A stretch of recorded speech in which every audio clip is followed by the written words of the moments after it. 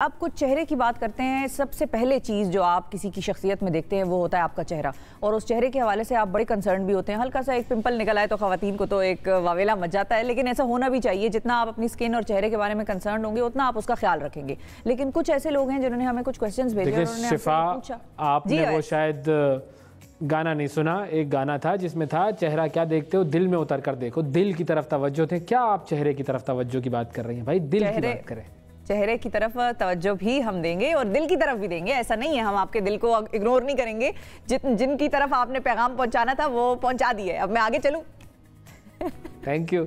जी जी चलें आगे। अच्छा, अब मैं चेहरे की बात इसलिए कर रही हूँ कि कभी कभी कुछ लोगों को ऐसी सर्जरीज या ऐसे प्रोसीजर्स कराने पड़ जाते हैं जिसपे कि कराते हुए उनको डर लग रहा होता है, और अगर वो किसी अच्छे या बुरे जैसे भी डर्मेटोलॉजिस्ट से कराएं, अगर प्रोसीजर गोज रॉन्ग तो फिर वो चेहरा है और चेहरे पे साफ नजर आता है कि भैया कुछ हुआ हुआ है, इधर नाक थोड़ी सी प्रॉब्लम है इधर। तो इस चीज़ को हमने डील करना है कि कैसे हम ऑथेंटिक डर्मेटोलॉजिस्ट के पास जाएं जो कि क्वालिफाइड हो उस काम को करने के लिए, और बेहतर तरीके से कैसे हो सकता है। और अननेसेसरी जो हम खामखा चेहरे को छेड़छाड़ी करने की कोशिशें कर रहे होते हैं, मजीद खूबसूरत चाहते हैं कि हम बने, और जो अल्लाह ने बनाया फिर बाद में हम उससे भी जाते हैं। तो इस चीज़ को सबको रोकने के लिए हमने करना क्या है, हमने दावत दी है डर्मेटोलॉजिस्ट आमना उस्मान साहिबा मौजूद हैं, और बात हम इनसे करेंगे खास तौर पर लिक्विड राइनोप्लास्टी और पीआरपी हेयर के बारे में। अब हेयर के चेहरा और दोनों बालों का बड़ा अहम कॉम्बिनेशन है, और फिर नाक जो है किसी भी शख्स की जो नाक है उसके चेहरे पर वो भी बड़ी अहमियत की हामिल है। ऐसा ही है डॉक्टर साहब? ऐसा ही है। अस्सलाम वालेकुम शिफा, आप खैरियत से हैं? मैं बिल्कुल ठीक ठाक, बहुत शुक्रिया आपने वक्त निकाला। Thank you very much. एक तो चेहरे के ऊपर हम एक्सपेरिमेंट्स भी करने की ख्वाहिशमंद होते हैं क्योंकि हमें लगता है भाई नाक थोड़ी सी फीनी है तो उसको जरा खड़ा कर देते हैं, अगर जरा ज्यादा खड़ी है तो उसको जरा बिठा लेते हैं। नाक के साथ जब हम छेड़छाड़ कर देते हैं तो बहुत कम मैंने ऐसे लोग देखे हैं जिनको अपनी नाक उस छेड़छाड़ करने के बाद पसंद आती है। बिल्कुल, ये आपका बड़ा वैलिड पॉइंट है शिफा, thank you for inviting me. नाक वाकई में एक ऐसा आपका इम्पॉर्टेंट फिगर का एक इम्पॉर्टेंट लैंडमार्क है जो इफ़ इट गोज़ रॉन्ग तो ऑफुल हो जाता है। तो बल्कि अब आजकल will talk about liquid rhinoplasty, तो इसलिए पहले ये था कि जब भी लोगों के नाक भीने होते थे या उठे होते थे या वाइडर होते थे या नैरो होते थे और वो उनको अपने फेस के लिए पसंद नहीं आते थे, तो they had to go for a surgical treatment कि ऑपरेशन होगा और जनरल एनेस्थीसिया, बेहोशी होगी और फिर तोड़ फोड़ होगी और फिर वो ठीक होगा, और फिर वो हो सकता है कि उसको ठीक होने में 3 महीने लगें, 4 महीने लगें, और वो जो 4 महीने का पीरियड है उसके अंदर फेस के ऊपर स्वेलिंग और वो अप्रोप्रिएट शेप नहीं है और आप सोशलाइज नहीं कर सकते because you not in your appropriate condition. तो अब आजकल जो है ना सर्जिकल राइनोप्लास्टीज़ को काफ़ी सारा रिप्लेस कर लिया। I am not talking about all of the rhinoplasties, लेकिन येस बहुत सारी चीज़ें जो है ना बड़े मिनिमम टाइम में नॉन इन्वेजिव तरीके से इसको सॉर्ट आउट किया जा सकता है। जैसे वो जो आपने हम्प की बात की या जो आपने डेप्थ की बात की कि कोई लोगों का नाक जो है ना वो बैठा होता है यहाँ से, जिसको हम कह देंगे। यस, तो वो तो आजकल it takes hardly 5 minutes in right hands और वो आपका बड़ा ज़बरदस्त ठीक हो सकता है। आई थिंक मैंने कुछ पिक्चर्स भी शायद भेजी थी, आई एम नॉट श्योर, चले वो किसी टाइम पे रन हो जाएंगी, ठीक है। तो बहरहाल वो आप हमारे यानी मेरे अपने पेज पे जाकर आप एक्सप्लेन भी कर देंगे ये जो टर्मिनोलॉजी अभी यूज की है, सर्च डॉक्टर आमना उस्मान, तो उसमें लिक्विड राइनोप्लास्टी का जो सेक्शन है you can see before and after. तो वो नाक के अंदर 2-3 चीज़ें हैं जो बड़ी इजीली सॉर्ट आउट हो सकती हैं आप आजकल सर्जिकल ट्रीटमेंट्स के बगैर, जिसके अंदर एक नाक का बैठा होना, एक नाक का वाइडर होना, नाक की टिप नीचे होती है बिल्कुल ऐसे, तो वो तो 5 मिनट के अंदर इट कैन बी लिफ्टेड। अब ये सब कुछ जो है ना इसको लिक्विड राइनोप्लास्टी के ज़िम्मे में लाया जाता है, और इसके जो एडवांटेजेस हैं वो ये कि एक तो आपको सर्जरी में नहीं जाना पड़ता, दूसरा जैसे आपको ब्लड प्रेशर कोमॉर्बिड्स हैं और आप बेहोशी नहीं ले सकते and still you know not happy with your nose, so you can come to us and we can see कि अगर इसको हम नॉन सर्जिकल तरीके से सॉर्ट आउट कर सकते हैं। उसके अलावा ये जो वाइडर नोज़ होता है, ये जो नाक बड़ी सी होती है नीचे और वो थिन करने के लिए पहले सर्जिकल ट्रीटमेंट्स थे। आप simply there is a thread we pass on from here and pull it, और वो आपकी नेज़ल बेस थिन हो जाती है। नेज़ल टिप उठाने का बड़ा इजी सा ट्रीटमेंट है, we just put in threads. आजकल जो कॉम्बिनेशन ऑफ ट्रीटमेंट्स यूज़ हो रहे हैं, that's a filler, that's a thread lift for nose and that's you know the wider nose जो आपको थ्रेड के साथ ही आप नैरो डाउन कर देते हैं। So it's one excellent treatment for all those जो सोचते हैं कि हम सर्जरी नहीं लेना चाहते या कोई कोमॉर्बिड्स हैं और थोड़ी सी इम्परफेक्शंस हैं, उसको कोई 5 मिनट ट्रीटमेंट के साथ सॉर्ट आउट किया जा सकता है। फिलर्स का सिर्फ एक ड्रॉबैक होता है कि वो कोई 8 महीने में 9 महीने में रिजॉल्व हो जाते हैं और फिर आपको दोबारा इसको टचअप्स लेना पड़ता है, लेकिन definitely it's such an easy treatment, it's just painless treatment, तो आप you can take it any time. इसको भी हम लंच टाइम ट्रीटमेंट कह सकते हैं कि आपको ऑफिस में लंच ब्रेक मिली, 5 मिनट में आपने ट्रीटमेंट किया, गो बैक। हाँ सही है। अच्छा ये बताएं कि पहले ज़माने में जो बच्चे पैदा होते थे और ज़रा फीनी सी नाक होती, बच्चों की वैसे नाक फीनी होती है और वो अच्छी लगती है उनके चेहरे पर, लेकिन वो फीनी होती थी तो माँ या दादी वगैरह पकड़ के उसको दबा दबा के और बेचारा वो मुंह खोल लेता था सांस लेने के लिए, लेकिन नाक उसकी दबाए जा रहे हैं। तो जब ये ट्रीटमेंट्स नहीं थी, जब डर्मा की जो फील्ड थी वो इतनी एडवांस नहीं थी, तो उससे पहले क्या होता था इस किस्म की ट्रीटमेंट्स? एक्चुअली उससे पहले तो सर्जिकल करेक्शंस ही होती थी। अच्छा, ऑपरेट ही होते थे, जो भी आपको करेक्शंस करनी थी वो ऑपरेशन से। अभी recently over few years almost a decade कि ये सारा कुछ शुरू हुआ है और पाकिस्तान में ओवर 2-3 ईयर्स आना शुरू हुआ है। तो उससे पहले सर्जिकल होता था। सर्जिकल काफ़ी एक लंबा चौड़ा काम है और हेल्थ रिस्क होता है। डेफिनेटली आपने जनरल एनेस्थीसिया के अंदर वो ट्रीटमेंट्स कराने होते हैं और फिर उसका एक प्रॉपर डाउन टाइम होता है, बिकॉज जो आपकी बोन को तोड़ फोड़ के वो जो रीएडजस्ट करते हैं और जो ग्राफ्ट लेते हैं और फिर उसको अप्रोप्रिएटली प्लेस करते हैं, वो अपनी जगह लेने में और जो स्वेलिंग्स हैं उनको सबसाइड करने में 3 to 4 months लग जाते हैं। So if you have a wedding coming up, आपकी अपनी शादी है 6 महीने के अंदर and you still not happy with your nose, तो वो all you can do is visit us any time and we can fix it in 5 minutes। और down time? No down time, no down time. अच्छा एक collar भी हम ले लेते हैं। अवैस कॉलर की तरफ जा रहे हैं। बिल्कुल। अच्छा चले, आप चली गई थी तो ले ही लेती भाई। कोई सरफराज साहब हैं जी हमारे साथ। मुझे कॉलर बताया, अवैस ने कुछ कहना है। हाँ जी, अस्सलाम वालेकुम। अच्छा ओके, नहीं मैं बस कॉलर की तरफ ही जाना चाह रहा था। जी सरफराज साहब अस्सलाम वालेकुम। वालेकुम सलाम, कैसे हैं आप लोग? बिल्कुल ठीक जी सरफराज साहब, फरमाइए क्या कहना चाहेंगे? अच्छा मेरी सॉरी आवाज कट रही है, मैं अपना सवाल जो है ना वो कर देता हूँ, उसके बाद मैं कट करके तो फिर मैं टीवी ऑन करके सुन लूंगा इसका जवाब जो डॉक्टर साहब है। बिल्कुल सही। वाह वाह वाह, बिल्कुल। अस्सलाम वालेकुम डॉक्टर साहब, सवाल ये था कि जो इंजेक्शन लगाए जाते हैं बोटॉक्स के, तो उसमें कितना पेनफुल प्रोसीजर है ये? इसके बारे में पूछना था। ऑल राइट, ठीक है, आप टीवी ऑन करें, हम आपको 2 सेकंड देते हैं, आप जाके टीवी ऑन करके सुने इसका जवाब, क्योंकि उनके सिग्नल्स में कुछ issue. All right, thank you very much Sarfaraz साहब। बोटॉक्स इज, देखिए पेन जो है ना वो एक रिलेटिव टर्म है, किसी का थ्रेशोल्ड बहुत ज़्यादा होता है, किसी का नहीं होता है। तो बोटॉक्स के अंदर यूजुअली ये मैं इसको इतना पेनलेस समझती हूँ कि I can stand in front of the mirror without applying any anaesthesia, I can inject my self. So I mean it is hardly painful treatment and it just take 1 whole minute। मतलब अगर 1 minute के अंदर आपको injection लग जाएगा तो वो कितना भी पेनफुल होगा, 1 मिनट का ट्रीटमेंट है। लेकिन नमिंग क्रीम तो लगाते ही हैं। और नमिंग क्रीम हेल्प्स मोर, यस। यानी जिसका पेन थ्रेशोल्ड नहीं होता उसको नमिंग क्रीम लगा दें, तो I will grade is at least painless treatment. ठीक है, तो don't be scared of the pain. अच्छा, अब जो आपको पेन होता है वो पेन से बहुत ज्यादा डिस्कस करना था हमने। हाँ दूसरा प्रोसीजर क्या डिस्कस करना था हमने? पीआरपी हेयर, वो जो लैक ऑफ कॉन्फिडेंस का शिकार हैं लोग, उनके लिए है भाई ये सेगमेंट, बताइए जी उसके बारे में। ये पीआरपी हेयर ट्रीटमेंट क्या है? PRP here is one of my favourite treatment along with all other, जैसे राइनोप्लास्टी और बोटॉक्स हमने डिस्कस किया है। सो पीआरपी हेयर का कहाँ से वो इजाद कैसी हुई और क्या क्या उसका बेनिफिट्स हमें मिलते हैं? PRP is platelet rich plasma therapy.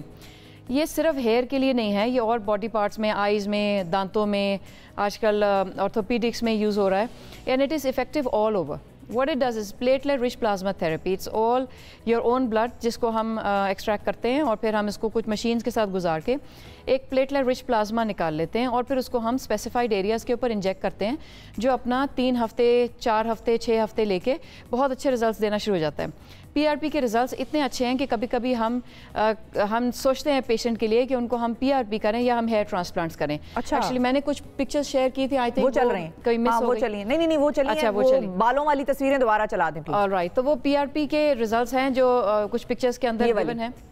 Yes, they are PRP exactly, ठीक है। और ये राइनोप्लास्टी की पिक्चर है, basically this is PRP.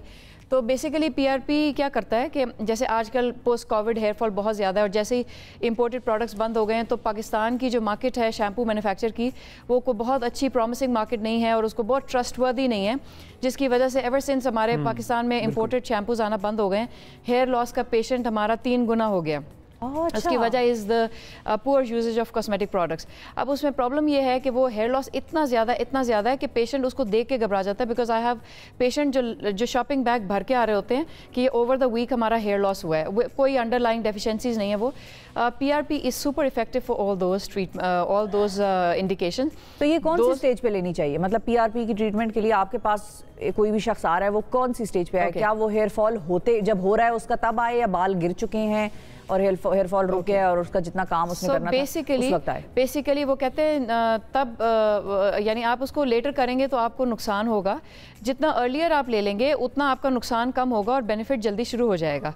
There are people who don't afford PRP, तो वो मेडिसिन से भी कुछ ना कुछ कंट्रोल हो जाता है, बट फॉर ऑल दोज जिनका मेडिसिन से कंट्रोल नहीं हो रहा है और अंडरलाइंग डेफिशिएंसीज भी कोई नहीं है, PRP वर्क्स वंडरफुल। वो भी कोई बहुत पेनफुल ट्रीटमेंट नहीं है। और जैसे आपने सवाल किया कि क्या स्टेज होनी चाहिए जिस टाइम पे हम PRP लें, I think earlier the better. आपको हेयर लॉस शुरू हो गया है, आपने सारे टोटके तजर्बे कर लिए हैं एंड वो आपको कोई बेनिफिट नहीं दे रहे हैं, right away start taking your PRP। तो इसमें इंजेक्शंस आप क्या सर के ऊपर ही लगाते हैं? वो एग्जैक्टली नम करके वी पहले उसको एनेस्थेटाइज कर लेते हैं स्कैल्प को, उसके बाद बल्कि PRP के साथ अब आजकल कुछ न्यू एडवांसमेंट्स हो गई हैं जिसके अंदर हम कुछ मीज़ोथेरेपी प्रोडक्ट्स हैं जिसको हम कंबाइन कर लेते हैं। They are topical multivitamins cocktails जो हम इंजेक्ट कर लेते हैं, तो PRP के रिजल्ट्स उससे इवन बेटर हो जाते हैं। उसके बाद आजकल कुछ इक्विपमेंट बेस्ड ट्रीटमेंट्स भी आ गए हैं, जैसे सिल्फोमैक्स we are using excellent results. जैसे अगर PRP के हम सेशंस करते हैं 2 से 3 और हमारे साथ कॉलर भी है 3 सेशंस के बाद, तो अगर आप इक्विपमेंट बेस के साथ माइक्रोनीडलिंग RF के साथ उसको कंबाइन कर लेते हैं तो हमें फर्स्ट ट्रीटमेंट के बाद ही पेशेंट का हेयर लॉस रुक जाता है और सेकंड थर्ड के बाद बड़ी अच्छी हेयर ग्रोथ शुरू हो जाती है। अच्छा। और बहुत अच्छे रिजल्ट्स हैं PRP हेयर के। और आई थिंक एक हम कॉलर की तरफ भी जाएंगे डॉक्टर आमना, और फिर 1-2 सवाल मेरे पास भी हैं। तो हमारे साथ शाहजेब साहब हैं, उनसे जरा बात करते हैं। जी अस्सलाम वालेकुम शाहजेब साहब। वालेकुम सलाम सर, मेरा ये डॉक्टर आमना से जी शाहजेब साहब कि मेरी सिस्टर को जिल्द पे कुछ धब्बे हो गए। जिल्द में धब्बे हो गए? जैसे जी जिल्द में धब्बे हो गए? जी जी, धब्बे जैसे ये कोई वो जख्म वखम नहीं होता जिसके निशान हो जाते, लेकिन वो कुछ टाइम के लिए होते हैं, उसके बाद वो बिल्कुल खुश्क हो जाते हैं। उसको हाथ से रगड़ते हैं तो वो खत्म हो जाते हैं, लेकिन 3 माह 4 माह ब्रेक के बाद वो दोबारा फिर उठते हैं। अच्छा, किसी के कोई अगर सवाल आपने पूछना है तो कॉलर हमारे साथ ही हैं, अगर आप उनके बारे में कोई। ऑलराइट शाहजेब साहब, एक्चुअली अब ये जो धब्बे आपने कहा है ना, तो skin is a very wider term, उसमें ज़्यादातर बीमारियां धब्बों से ही शुरू होती हैं। So it's very hard to understand कि उनको धब्बे किस चीज़ से हो रहे हैं और क्या प्रॉब्लम आ रहा है। एक्चुअली क्या है, हमारे पास एक ऑनलाइन कंसल्टेशन की फैसिलिटी है।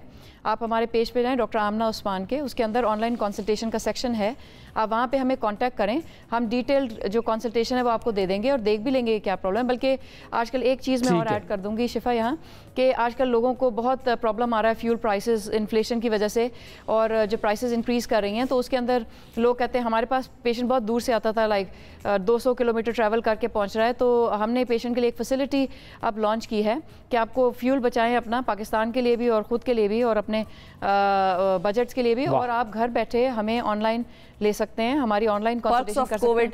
Perks of Covid and perks of inflation and perks of fuel prices. तो वो आप at your home comfort you can take us for online consultation, that's very easy. ठीक, गॉट इट। अच्छा, अब ये बताइए कि जो आपने दरमियान में वो PRP वाली आप बात कर रही थी, तो PRP की अफोर्डेबिलिटी का आपने जिक्र किया था, तो ये कितना एक्सपेंसिव प्रोसीजर होता है? ओके, अच्छा, बेसिकली ना ये इतना एक्सपेंसिव ट्रीटमेंट है नहीं जितना मार्केट के अंदर एक ट्रेंड सेट हो गया है।